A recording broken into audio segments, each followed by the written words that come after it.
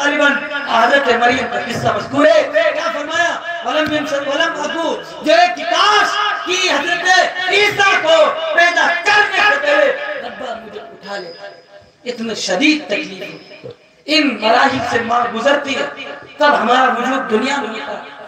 हमारे वालिदैन कितनी मशक्कतें उठाते हैं, मुझे बड़ा करते हैं और पढ़ाते हैं, लिखाते हैं, तुम्हारी खुशी के लिए अपने जो है सब कुछ कुर्बान करने शुरू कर दिए।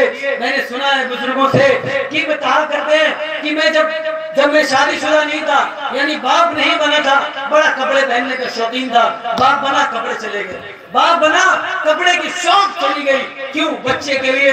बच्चा बात नहीं मानता है। अरे बे नाकारा हो रहा, तू पीछे तो देख, तेरे बाप ने भी अपने बाप की इज्जत नहीं की होगी, इसलिए तो अपने बाप की इज्जत नहीं कर रहा, और तेरा बेटा भी तेरी इज्जत नहीं करेगा, और उसका औलाद दर औलाद ये सिलसिला चलता रहेगा। आज वालिदैन के एहतराम की जरूरत है।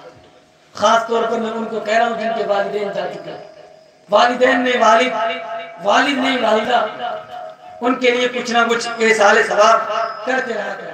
कौन कौन आज से ये मामूल बनाएगा जिनकी दुनिया से वालिदैन में से कोई एक या दोनों जा चुके हैं, सारे लोग ये मामूल बने इंशाअल्लाह कि अपने वालिदैन के लिए अच्छे काम करेंगे, अपने वालिदैन के लिए बुराइयों से बचेंगे, अपने वालिदैन के लिए उलमा से, हुफ़ाज़ से, जो अच्छे लोगों से मोहब्बत करेंगे।